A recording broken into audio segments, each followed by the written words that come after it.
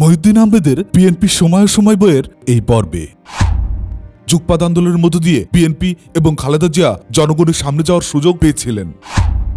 জাতীয় রাজনীতিতে একজন বিদেশি নাক গলানো দেশের সার্বভৌমের উপর আঘাত।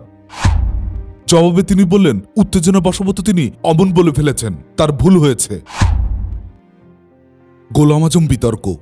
বিএনপি চেয়ারপারসন বেগম খালেদা জিয়া 1991 সালের 20 মার্চ প্রধানমন্ত্রী হিসাবে শপথ নেন। খালেদার প্রথম মন্ত্রিসভার সদস্যদের মধ্যে ছিলেন ডক্টর বদরুজ্জামান চৌধুরী, মাজিদুল হক, এএসএম মোস্তাফিজুর রহমান, মোহাম্মদ সাইফুর রহমান, আব্দুল সালাম তালুকদার, আলী আহমদ, মোহাম্মদ কেরামত আলী, এম.এ. আনোয়ার, শামসুল ইসলাম খান ও চৌধুরী কামাল ইবনে ইউসুফ। 15 সেপ্টেম্বর 1991 সংবিধানের দ্বাদশ সংশোধনী পাশ হওয়ার পর সংসদীয় পদ্ধতির সরকার গৃহীত হয়।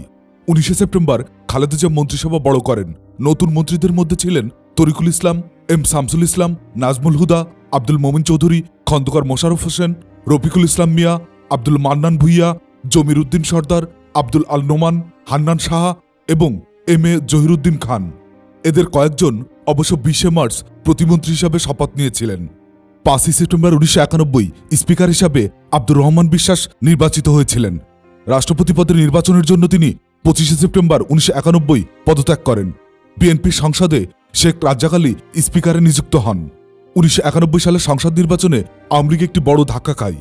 নির্বাচনে হেরে যাবে এটা ছিল তাদের কল্পনার বাইরে। এরশাদ বিরোধী আন্দোলনে কিংবা গণতন্ত্র পুনরুদ্ধার এসব আওয়ামী লীগের হিসাবে ছিল না। তাদের একমাত্র লক্ষ্য ছিল ক্ষমতায় যাওয়া। তখন তারাই ছিল একমাত্র সংগঠিত রাজনৈতিক দল। বিএনপিকে নিয়ে তারা যুগপৎ আন্দোলন করেছিল ক্ষমতার যাওয়ার প্রক্রিয়াটিকে ত্বরান্বিত করার জন্য, কিন্তু ভোটারদের মনে ছিল অন্য চিন্তা। 1972 থেকে 75 পর্যন্ত আওয়ামী লীগের শাসনের স্মৃতি তখনও তাদের মনে ছিল সতেজ। এই বিষয়টা আওয়ামী লীগ হিসাবের মধ্যে রাখেনি। এছাড়া যুগপৎ আন্দোলনের মধ্য দিয়ে বিএনপি এবং খালেদা জিয়া জনগণের সামনে যাওয়ার সুযোগ পেয়েছিলেন। নিজেদের একটি গণমুখী রাজনৈতিক দল হিসাবে পরিচিত করার প্রয়াস পেয়েছিলেন। এটা আওয়ামী লীগের জন্য বুমেরাং হয়েছিল। আওয়ামী লীগের নেতা তোফায়েল আহমেদ পরে স্বীকার করেছিলেন, বিএনপির সঙ্গে এরশাদ বিরোধী আন্দোলন করা ছিল একটা ভুল। আমরা যদি এটা না করতাম তাহলে বিএনপির কোনো অস্তিত্ব থাকত না। 1991 সালে জাতীয় সংসদ নির্বাচনে জামাতে ইসলাম ছিল বিএনপির কৌশলগত মিত্র। ভোটের সমীকরণে এই আতাত ছিল খুবই জরুরি, কিন্তু গোল বাঁধালেন গোলাম আজম নিজেই। তিনি ঢাকা এসেছিল পাকিস্তানের পাসপোর্ট নিয়ে স্বল্পমেয়াদী ভিসায়।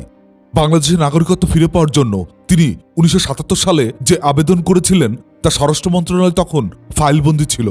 1991 সালের 29 ডিসেম্বর গোলাম আজমকে জামাতে ইসলামের আমির নির্বাচিত করা হয়।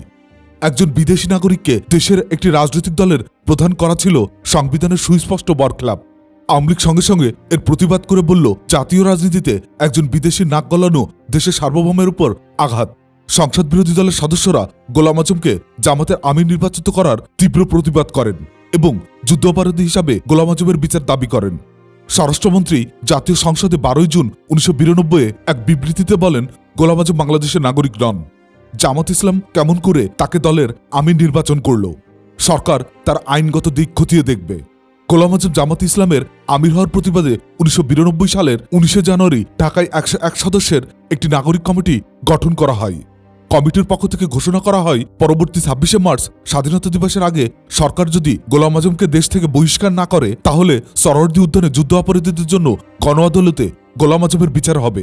নাগরিক কমিটির পক্ষ থেকে যারা সই করেন তাদের মধ্যে ছিলেন Begum Sufia Kamal, lieutenant colonel Kazi Nuruzzaman, barrister Ishtiaq Ahmed, major general CR Datta, air vice marshal Sharatuddin, Jahanara Imam, Sardar Fazlul Karim, Shamsur Rahman, Qayyum Chowdhury, মৌলানা আব্দুল আওয়াল, সিরাজুল ইসলাম চৌধুরী, হাশেম খান, বোরহান খান জাহাঙ্গীর, আহমেদ শরীফ, আনিসুজ্জামান প্রমুখ। 22 মার্চ লন্ডনে বাংলা পত্রিকার সাংবাদিকদের সঙ্গে আলাপ করার সময় সফররত প্রধানমন্ত্রী খালেদা জিয়া বলেন, গোলাম আজম আইনের ঊর্ধ্বে নয়, তবে গণ আদালতে বিচারের কোনো যুক্তি নেই। মন্ত্রিপরিষদের এক উচ্চ পর্যায়ের সভার সিদ্ধান্ত অনুযায়ী গোলাম আজমের বিরুদ্ধে কারণ দর্শাও বিজ্ঞপ্তি জারি করা হয়। তাতে জানতে চাওয়া হয়, ভিসার মেয়াদ শেষ হওয়ার পরও তিনি কেন বাংলাদেশ ত্যাগ করছেন না এবং সংবিধান লঙ্ঘন করে জামাতের আমির হওয়ার কারণে তার বিরুদ্ধে কোনো শাস্তিমূলক ব্যবস্থা নেওয়া হবে না। মন্ত্রিসভার ওই বৈঠকে গণ আদালতের উদ্যোক্তাদের প্রতি কারণ দর্শাও নোটিশ জারি করা হয়। 24 মার্চ 1992 বিদেশি নাগরিক আইনের আওতায় গোলাম আজমকে গ্রেপ্তার করে ঢাকা কেন্দ্রীয় কারাগারে পাঠানো হয়।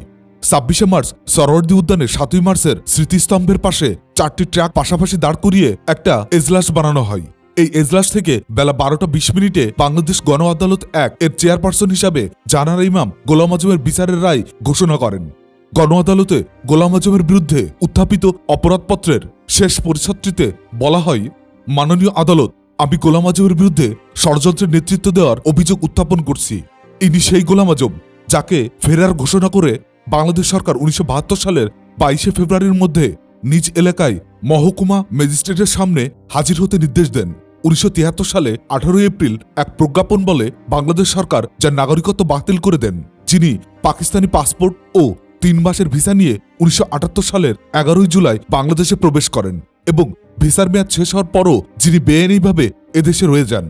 1976, 1977, 1978, 1979 ও 1981 সালে বাংলাদেশ সরকারের কাছে আবেদন করেও যিনি নাগরিকত্ব ফেরত পাননি।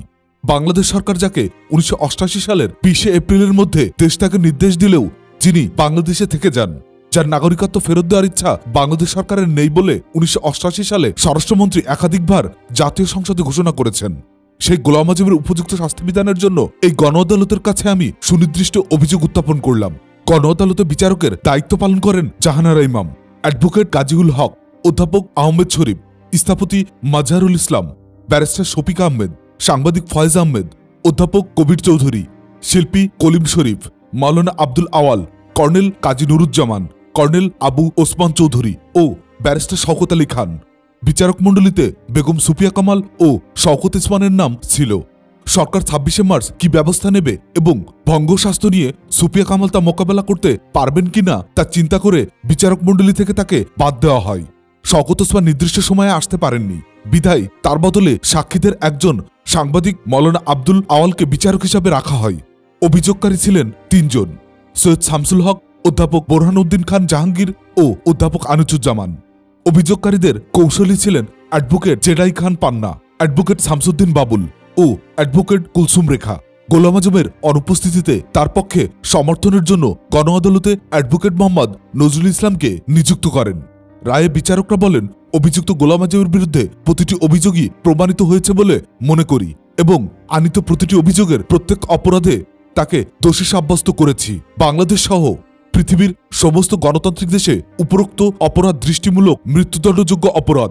যেহেতু গণ আদালত কোনো দণ্ডাদেশ কার্যকর করে না, সেহেতু গোলাম আজমকে আমরা দোষী সাব্যস্ত করে তার বিরুদ্ধে উপযুক্ত ব্যবস্থা গ্রহণ করার জন্য বাংলাদেশ সরকারের নিকট অনুরোধ জানাচ্ছি। কথা ছিল, প্রেস ক্লাবে গিয়ে জাহানারা ইমাম সাংবাদিকদের কাছে বিচার প্রক্রিয়া ও রায় ব্যাখ্যা করবেন। সেখানে গিয়ে তিনি বলেন, গোলাম আজমের ফাঁসির আদেশ হয়েছে। পরে আনিসুজ্জামান তাকে প্রশ্ন করেছিলেন, তিনি একথা কেন বললেন? রায়ে তো ফাঁসির কোনো কথা নেই। জবাবে তিনি বললেন, উত্তেজনা বশবত তিনি অমন বলে ফেলেছেন, তার ভুল হয়েছে। সন্ধ্যায় আজকের কাগজের সঙ্গে এক সাক্ষাৎকারে জাহানারা ইমাম বলেন, রায় কার্যকর না করলে দুর্বার গণ আন্দোলন পর্যায়ক্রমে সমস্ত ঘাতকের বিচার করব। শেখ হাসিনাকে জনতার বিজয় বলে অভিহিত করেন। বইটির অডিও বুক নিয়মিত শুনতে চ্যানেলটি সাবস্ক্রাইব করে সঙ্গে থাকুন। ভালো থাকবেন।